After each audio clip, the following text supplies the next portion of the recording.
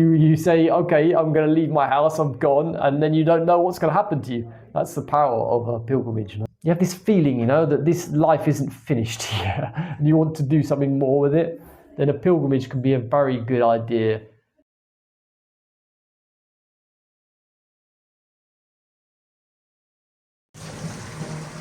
Is that you? Yeah.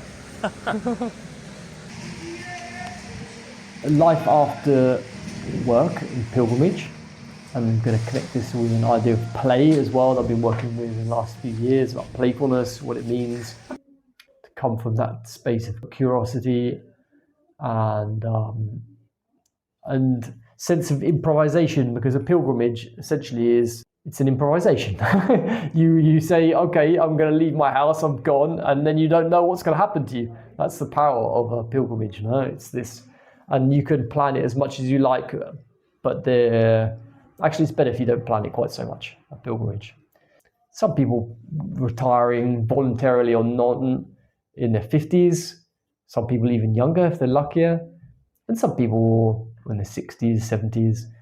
And if you've still got energy and you still want to, you have this feeling, that this life isn't finished here, and you want to do something more with it, then a pilgrimage can be a very good idea to get away from our daily obligations that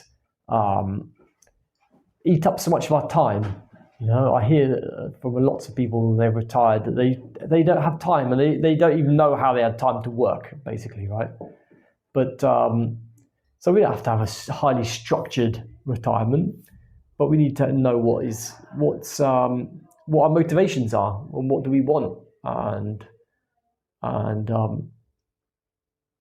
so I'm going to put it out to you a second. So I'm going to ask, what is a pilgrim? What is pilgrimage? You have the answers for this? Your thoughts? I think probably a spiritual journey or a spiritual voyage. Okay. Definitely into the unknown. Okay. Definitely into the unknown, but not just by yourself, but with others.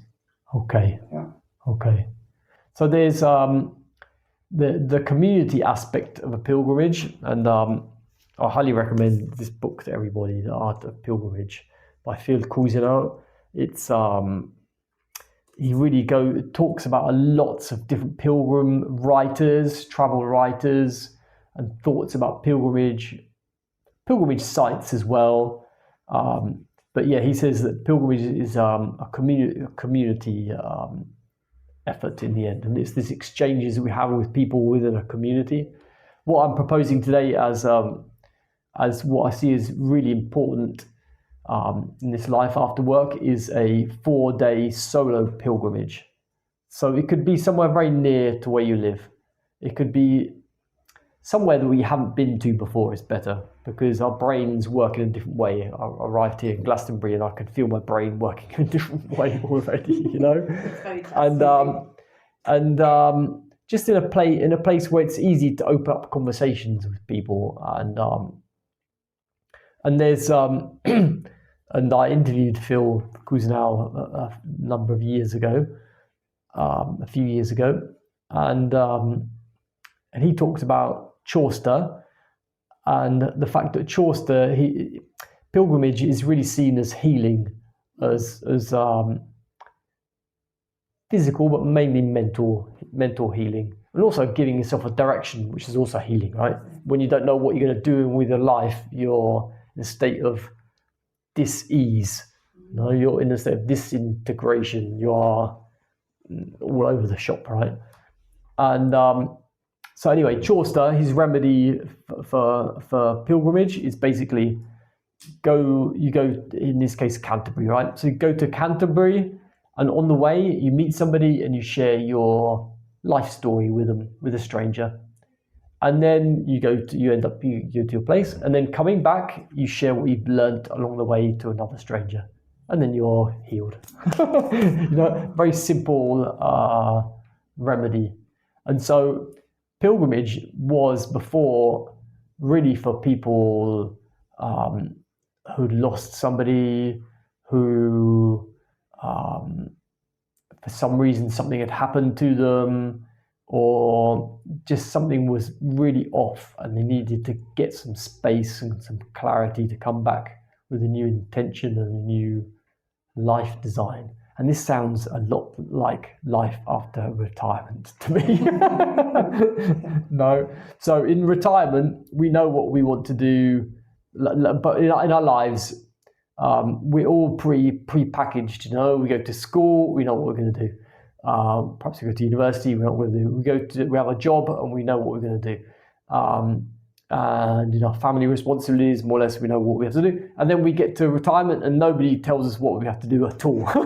It's like we don't know. There's no, and this is the beauty of it actually, because you can completely invent it yourself if you decide to put a stake in the ground and realize that this is a different phase, and what you've done before is all your valuable experience that you've had in your life, and that is what you can potentially help other people with.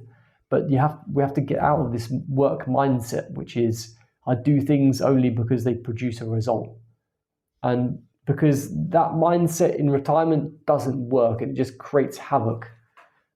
It'll create like a gnawing feeling in the background that we're not doing enough, or that like we're a sponge on society with our pension. I don't know. There's all sorts of different thoughts that can come to our minds, right? And so, generally, a pilgrimage works better when we hone in a question, and it could be, what am I supposed to do with my life? It could be, should I leave my partner? It could be, should I change jobs? It could be, what do I need to let go of? Or there's and this could be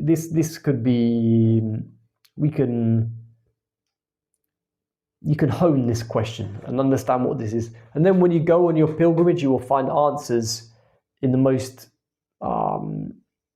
unexpected places and unexpected conversations. So journaling is for me it's a very important part of pilgrimage, because then we capture our thoughts and we see them again and we understand what's happening. I was mentioning earlier that I was in Italy yesterday. That's where I live, and I've come here now. And there's a part of my mind which is like, this is all ordinary because this is me. This is me. I'm here, but it's extraordinary because it's completely out of my daily life. And so, being out of my daily life, my mind is being forcibly opened by this situation. So, who is a pilgrim? So there's a question. Who is a pilgrim? Are you asking us? Yeah. Lyndon, come on. What do you reckon? What is a pilgrim? Who is a pilgrim? Who is a pilgrim? Who is a pilgrim, or what is a pilgrim? Okay. So Cousineau, he's a big fan of like etymology of words, and there's something about pilgrimage which is walking through the fields or something like this. So pilgrim is someone who walks through the fields, but that doesn't really give us a lot of information, right? So I would say that first of all, pilgrim is someone who is seeking. Yeah, someone looking for themselves, essentially. something, or answers. Yeah, looking for answers. Looking for answers, yeah. Yeah. And but not necessarily knowing how those answers are going to. So they might have imagined that those answers are going to be found in a place. So they might have this presupposition they're going to go to this place and they'll find the answer. Like, this is a special place, it's a sacred place. Like, I know so many people come to Glastonbury with questions and they think they're going to find the answers in the place itself. But actually, my experience is the answers are actually found inside. What kind of questions do people come to Glastonbury with? What's my purpose? What am I here for? Why am I here? What do I do now? What's the next? What's the next step? What's the best thing?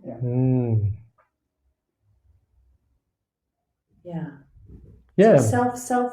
That's often questions. Generally, I'd say questions about the self. Would you? Self-knowledge. Self-knowledge. Yeah.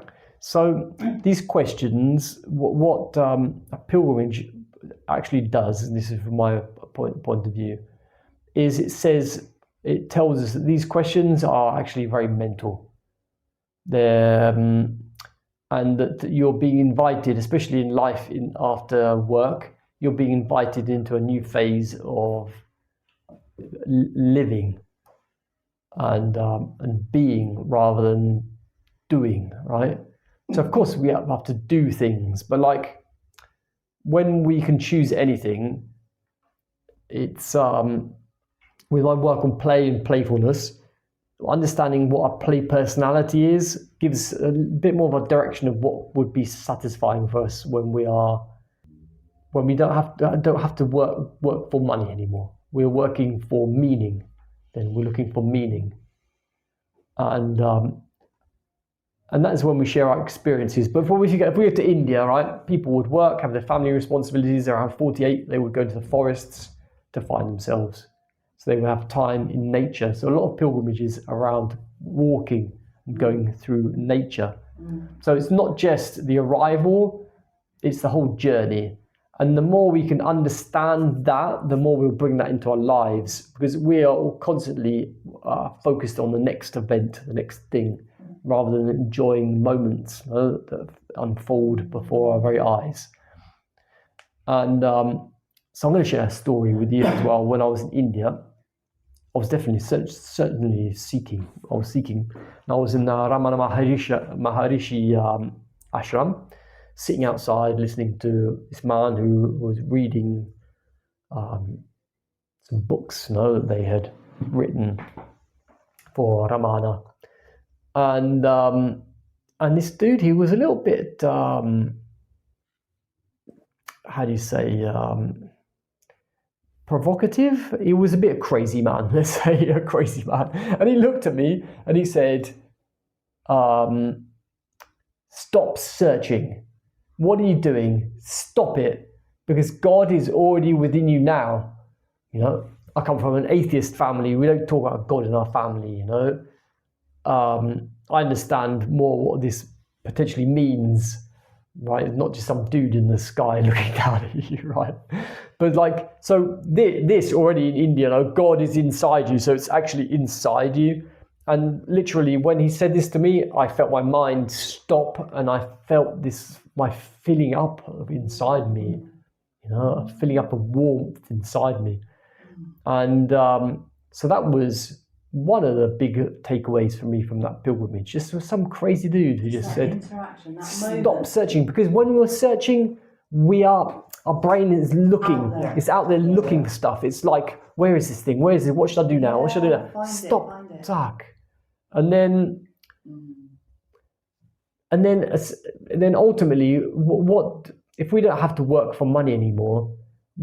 Our job is to find ways of being of service as much as possible. And then again, we have to look for our own ways, because the mainstream ways, let's say, they're all like go and volunteer, do this, but it's in our daily interactions that we're looking for this to be of service, And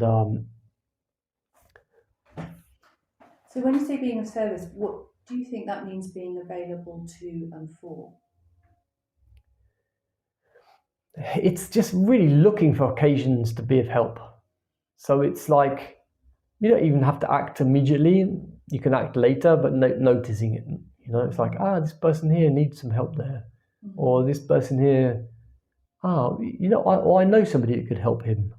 Or I know somebody that could help that person there. Some people are apparently beyond being helped, right? Many people, because they don't want it, we're not used to accepting help, even, we're embarrassed by accepting. But the best way of being of service spiritually, and this isn't moral, this is really because it helps us grow, is to do these acts without anybody even knowing about it. So it could be, quietly. it could be leaving some money in a restaurant, saying the next person that comes, take this off the bill, or I don't know, it's like, or in Italy, they often have this thing about coffee, you pay for someone's coffee. So that's just, then there's all these random acts of kindness. So your purpose could just be going around doing random acts of kindness, and that would make you feel very different in your life. And if you follow that thread, then anything could be possible, right? But it's this point of how to get out of how I'm actually living now to there, It's hard to just stop and start doing something like this. So you need like these 4 days to get away. I was going to say what the connection is between this idea of being available for a different way, for being helpful or of service, of making yourself available for others or the world, and the pilgrimage. I was interested in what the connection was that you saw was between the two. And in a pilgrimage you have many, because the biggest thing that we can give to people is to listen to them. No, it's really the biggest thing, and not have it back in our mind what we want to apply. Or I interviewed this lady recently, and she told this story about this. I think she's like 90, and she's pretty frail now, and she decided the only thing she can give is listening. So she has people around her hospital bed all the time telling the stories to her, because they know they find someone who's listening to them. She's in hospital, and she has people just come and she just listens to them and their stories. And that fills her up, right? So amazing. I love that. So either we deliberately decide to go on a pilgrimage, or some sort of like illness will strike us, basically, right? To stop us in our tracks. But it doesn't stop us being available. That's the thing. No. There's always a choice, isn't there? Yeah, exactly. Then this is slightly off topic, but this lady was saying that we have all these like rules in our heads about how we're going to be happy, and we say, as long as I've got my health, I'm going to be happy. Lots of people say this, and it's like, don't associate these two together, because even when you're ill, you can still be happy, joyful. Okay. So, but we have these contracts with ourselves. Yeah, we make things equivalent, don't we? When I get that, then I can be. So happiness becomes conditional upon, and that's I guess that's part of the thing is that happiness is always. I was listening to Thich Nhat Hanh this morning, and he talks about present moment, wonderful moment. That happiness is always available. It's like we choose. And he was saying how just allow yourself to feel the complete joy, no matter what. It's that unconditional. And I love that. I mean, even just hearing him say that, everything in me just sort of went, I just do more of that then. Be more of that then. Yeah. So this is what we mean by spirituality. So there's a lot of confusion around this. We confuse spirituality with being religious, and pilgrimages also seem very religious. But pilgrimage doesn't have to be to a religious site. It can be also somewhere that's important to you. And this is what Phil says, that talks about a lot in this book. It can be, he talks about a man who dedicated his life afterwards going to places in Japan that were described by a poet, So he would go and revisit these places, and this is a pilgrimage as well, right? Or there are lots of Germans which come to Cornwall because they are a big fan of Rosamund Pilcher, Rosamunde Pilcher, they call her, right? So it's visiting. So this is a funny way of pilgrimage, but like going to visit sets of films and things. But it's still a pilgrimage because, and it's no less superficial, because you have a journey to get there. When you get in this moment, you have a return of energy. You have a moment of joy, of see. Pilgrimage is going to see the things with your own eyes. It's this desire to see things with your own eyes. And you don't have to go. You have to see the whole world. That's not the point. That's not the point. You might get the bug and want to travel around all over the place, but it's living like that. And there are some churches that I've been to that have sent back to me this feeling of peace. Others that haven't at all. In the St. Peter's in the Vatican, I didn't feel a good feeling in this church. Okay. No, it was too much to me, and I could just imagine that it wasn't the religious people that built it, you know. Right. So it was just a bit too much. I found this. But the pyramids in Egypt are definitely they're pretty spectacular, you know. Yeah. The Sphinx, staying in a hotel in front of the Sphinx is pretty far out, you know. You're like, wow, there's a Sphinx there. Okay, so what is this? What do these thoughts come to both of you, like in your own lives? It's interesting that you say the kindness of strangers, because about a month ago I was in the Abbey waiting to buy a coffee, and I let the couple in front, and they were standing by me, and I let them go in front of me, and then they went off. But the lady was patting me on the shoulder, kindly. It was quite heartwarming because I'd had quite a tough day, and so I went to pay for my coffee, and the girl behind the counter said, "No, it's already been paid for."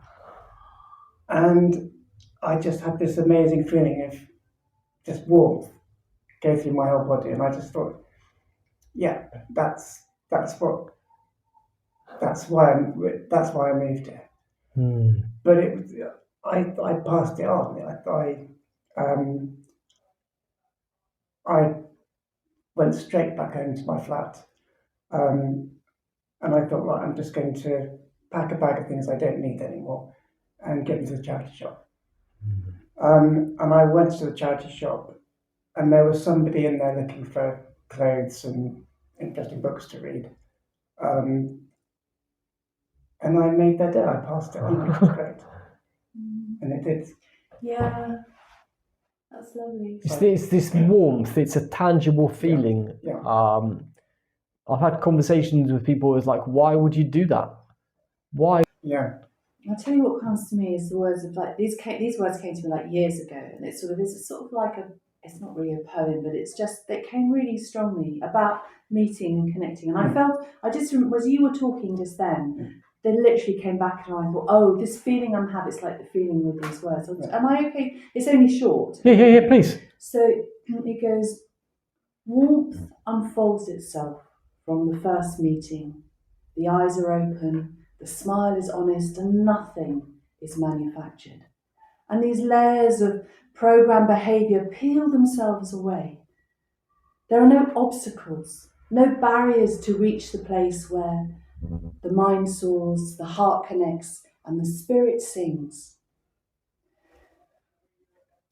Until we reach the place, hang on, let me get this, I've got to get it right. The spirit sings.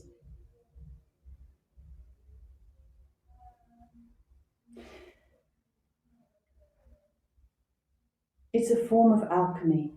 It's like the philosopher's stone, which many talk of, but few attain.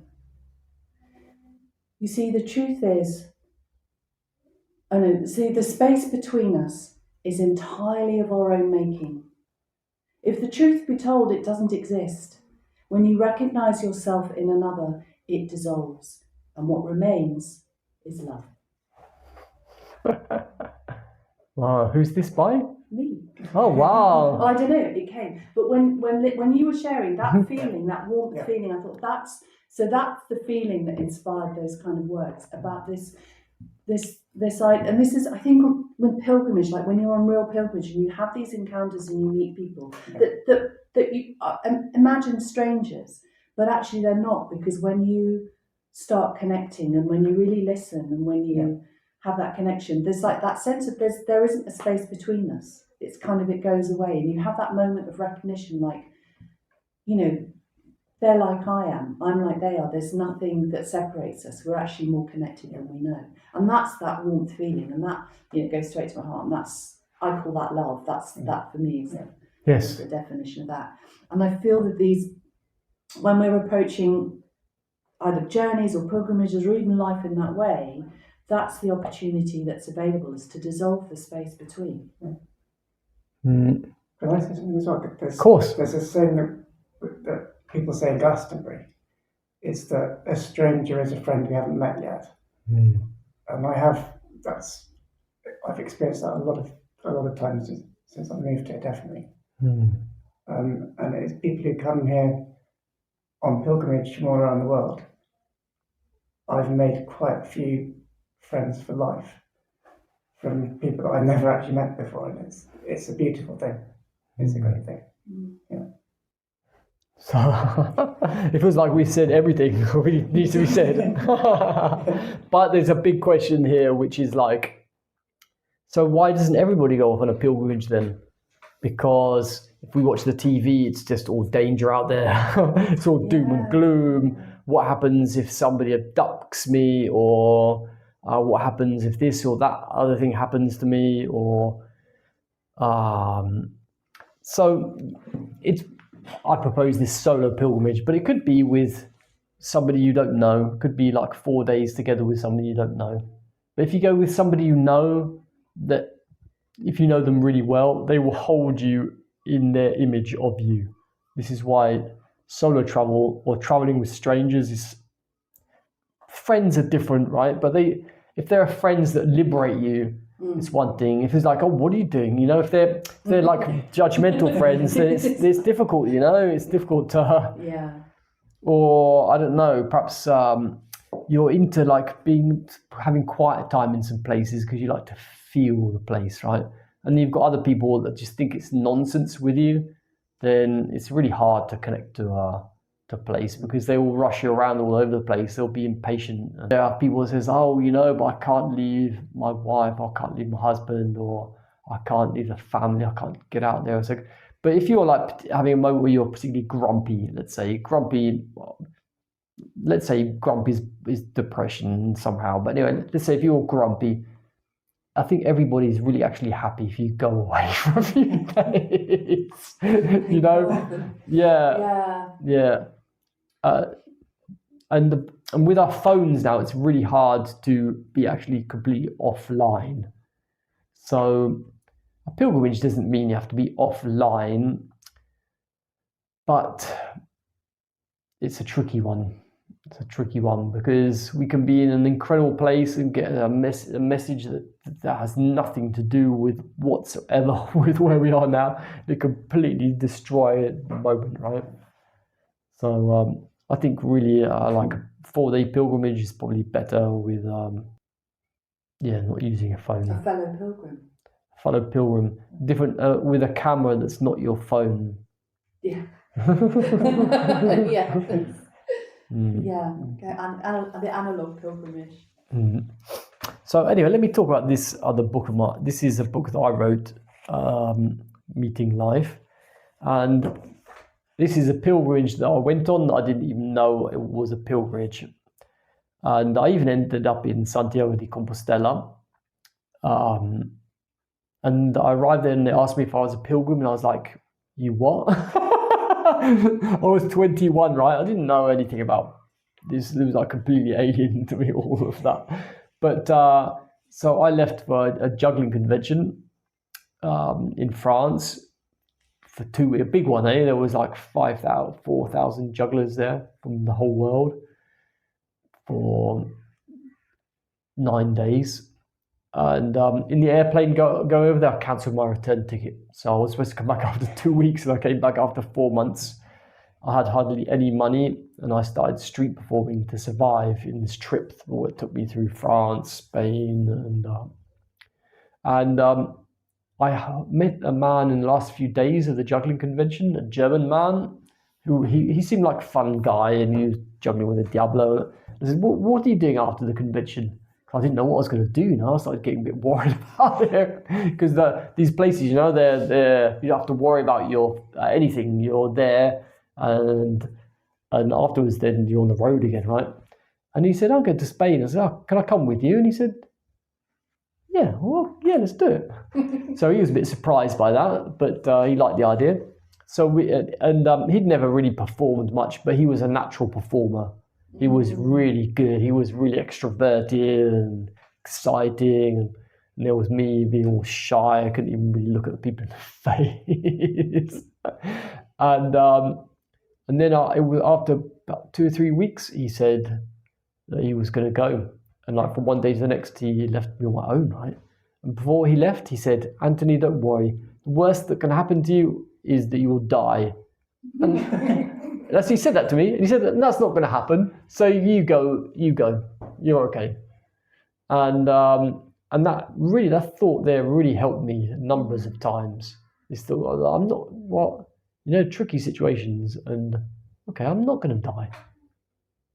And I know now, because I was naive then, right, that there were worse things that can happen to you than dying, actually. Right? But nevertheless, when you're on this sort of like, when you're so exposed to the elements, then it's helpful to know that because essentially that is what faith is.